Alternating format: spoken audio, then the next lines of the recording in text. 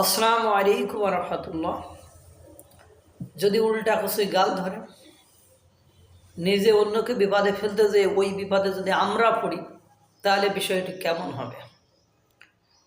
আপনারা ইতিমধ্যে জেনেছেন, ব্রিটিশ পার্লামেন্ট থেকে টিউলিপ সিদ্দিকী পদত্যাগ করেছেন। পার্লামেন্ট থেকে নয়, মন্ত্রিত্ব থেকে তিনি পদত্যাগ করেছেন। এটা নিয়ে ব্রিটিশ প্রধানমন্ত্রী দুঃখ প্রকাশ করেছেন এবং পার্লামেন্টে এই টিউলিপ সিদ্দিকীকে নিয়ে বিরোধী দল এবং ব্রিটিশ পার্লামেন্টের মধ্যে কথা কাটাকাটি হয়েছে বা দুই পক্ষে সপক্ষে যুক্তি দিয়েছে। সেখানে বিরোধী দলের নেত্রী যিনি ছিলেন, উনি ডক্টর মোহাম্মদ ইউনূসের কথাও তুলে নিয়ে এসেছেন বা বাংলাদেশ থেকে উনি বলছেন যে বাংলাদেশের দুদকের অনুমতি দেওয়া হবে কিনা যে তার অনুসন্ধান করার জন্য। এখন বিষয়টি আইনগত দিক থেকে বা এটা ঠিকই আছে, কোনো সমস্যা নাই, কিন্তু ঘটনা হলো এখন যদি আমাদের ডক্টর মোহাম্মদ ইউনূস সাহেবের যে মামলাগুলো ছিল, তারপরে যে 666 কোটি টাকার যে কর এর মামলাটা ছিল, এই মামলাটা তো রায়ও হয়ে গিয়েছিল বাংলাদেশের আদালতে। বিরোধী দল বা সে আমলে তৎকালীন সরকার শেখ হাসিনা এটার মামলা হয়ে মানে রায়ও হয়ে গিয়েছিল এক প্রকার। কারণ আমি যতটুকু শুনেছিলাম 5 তারিখ না কয় তারিখ, 6 তারিখ, 5ই আগস্ট না 6ই আগস্ট এটার চূড়ান্ত রায় দেওয়ার কথা। এবং ওই টাকাটা এর জন্য আমাদের ডক্টর মোহাম্মদ ইউনূস কোর্টে কয়েক বছর হেঁটেছেন, এটা সকলের জানা আছে। কিন্তু দুর্ভাগ্য হলো সত্য যে ডক্টর মোহাম্মদ ইউনূস ক্ষমতায় আসার পরে এই মামলাটা হঠাৎ করে বাতিল হয়ে গেল কেন? 666 কোটি টাকার কর যে ফাঁকির যে বিষয়টা ছিল, সেটাও কেন বাতিল হয়ে গেল?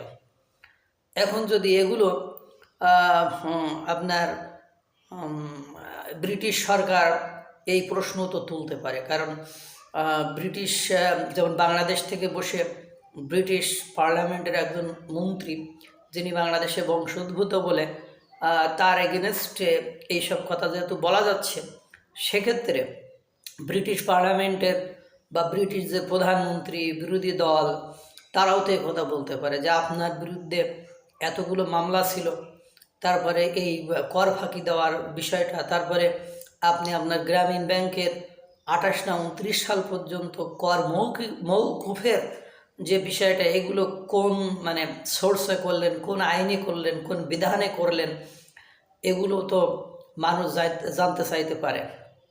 আপনারা দেখবেন যে উনি নোবেল প্রাইজ পেয়েছেন বা নোবেল প্রাইজ পেয়েছেন বলে যে উনি আইনের বাইরে থাকবেন তা কিন্তু নয়।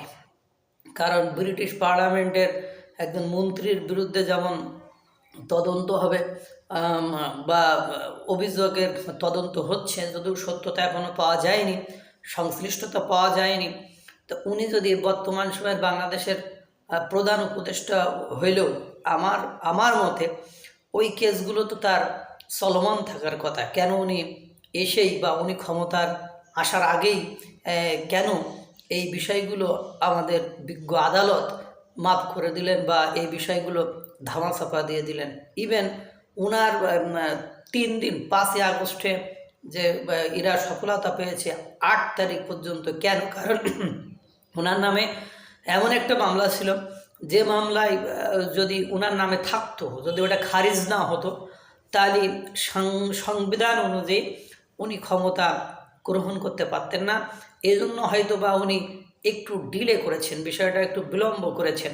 এটা আমি এক পত্রিকার মাধ্যমে দেখছিলাম বা একটা টিভি চ্যানেলে দেখছিলাম, তারা বলছিল যে ক্ষমতা গ্রহণের আগ মুহূর্তে উনি বলছিলেন যে এখন আর ডক্টর মোহাম্মদ ইউনূসের প্রধান উপদেষ্টা হওয়াতে কোনো বাধা নেই। কারণ যে আইনটা ছিল, সে আইন, যে মামলাটা ছিল, সেই মামলাটা বাতিল হয়ে গিয়েছে, সেই মামলাটা খারিজ হয়ে গিয়েছে। এখন দেখেন, এই যে ডক্টর মোহাম্মদ ইউনূস সাহেব ক্ষমতায় আসার পরে 666 কোটি টাকার করের বিষয়, তারপরে উনার এগেনস্টে যে মামলা ছিল সেটা গ্রামীণ ব্যাংকের যে কর 28-29 সাল পর্যন্ত মওকুফ করা, এই বিষয়গুলো উনি কিভাবে করলেন, কেন করলেন, এটারও আমরা তো দেশের মানুষ হিসাবে এটার আমরা তো জানতে চাইতে পারি। যেমন ও দেশের উনি, যেমন আমাদের দেশে অবশ্য এই বিষয়গুলো নিয়ে কেউ মাথা ঘামায় না বা কেউ কথাও বলে না, কারণ এটা সৎসাহসও আছে বলে আমার মনে হয় না। আমার মনে হয় যে আমরা সবসময় অন্যের জন্য কোয়া খুঁড়তে পছন্দ করি। অন্যের এমন আমাদের দেশে আপনারা দেখবেন যে সাবেক রাষ্ট্রপতি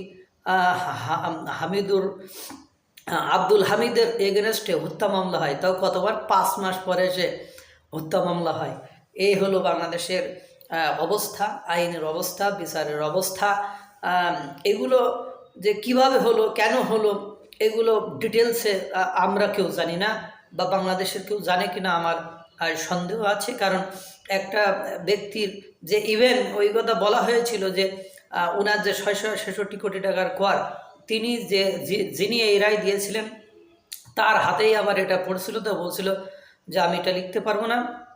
পরে ওটা প্রধান বিচারপতির কাছে পাঠানো হয়েছিল, পরে প্রধান বিচারপতি ওই বিষয়টার সমাধান করেছে। এখন কথা হলো যে উনি এখন বাংলাদেশের প্রধান উপদেষ্টা বলে এই বিষয়গুলো নিয়েও তো তাহলে যেহেতু ব্রিটিশ একজন মন্ত্রীর বিরুদ্ধে যেহেতু অভিযোগ, সেখানে তাহলে স্বচ্ছতা আছে, বোঝা যায়। যেহেতু অভিযোগ দায়ের করার পরে বা মিডিয়াতে প্রকাশ হওয়ার পরে সেটাকে নিয়ে তারা তদন্ত করছে, তারা প্রাথমিক তদন্ত শেষ। এখন বিরোধী দলেরা আবার দাবি করছে বাংলাদেশের এদের তদন্ত করতে মানে ব্রিটিশ প্রধানমন্ত্রী সুযোগ দেবে কিনা। কিন্তু আমাদের বাংলাদেশের যে যিনি এখন প্রধান উপদেষ্টা, তার বিরুদ্ধে বা তিনি যে এত কিছু করিয়ে নিলেন, এত কিছু দ্রুত করে নিলেন, তাহলে এটা কোন সিস্টেমে পড়লো, কোন নিয়মে পড়লো, সেটাও তো তদন্ত হওয়ার কথা। যে 666 কোটি টাকা, তারপরে গ্রামীণ ব্যাংকের 28-29 সাল পর্যন্ত কর মওকুফ, তারপরে তার এগেনস্টে আরও যে মামলা ছিল, বিরুদ্ধে যে মামলাগুলো ছিল, সে মামলাগুলো তুলে নেওয়া কোন সিস্টেমে নিয়েছে, তিনি আসলে কি দোষী কিনা, এ বিষয়গুলো তো দেখার বিষয়।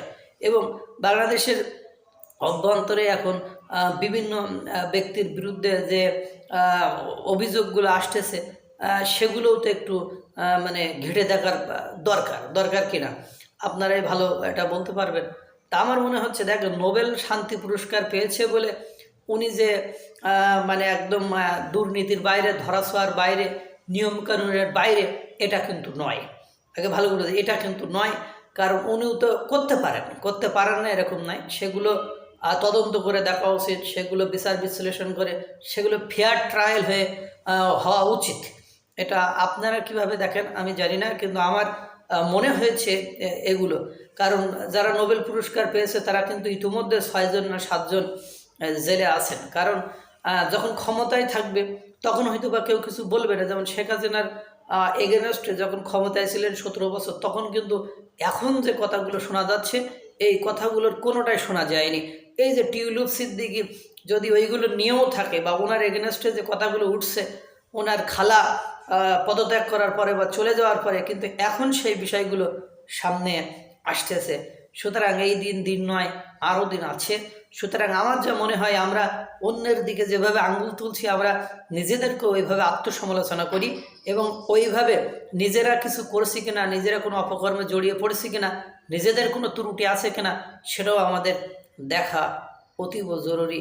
নইলে উল্টা কচুই গাল ধরে। কেন এখন আপনি ডক্টর মোহাম্মদ ইউনূস এদেশ থেকে যেমন দাবি তুললেন ওই দেশের মন্ত্রীর মানে বিষয়ে, তো ওরাও তো কিছুদিন পরে যদি দাবি তোলে, তাহলে কিন্তু আমরা ফেসে যাইতে পারি।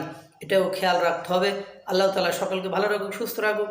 আসসালামু আলাইকুম ওয়া রাহমাতুল্লাহ।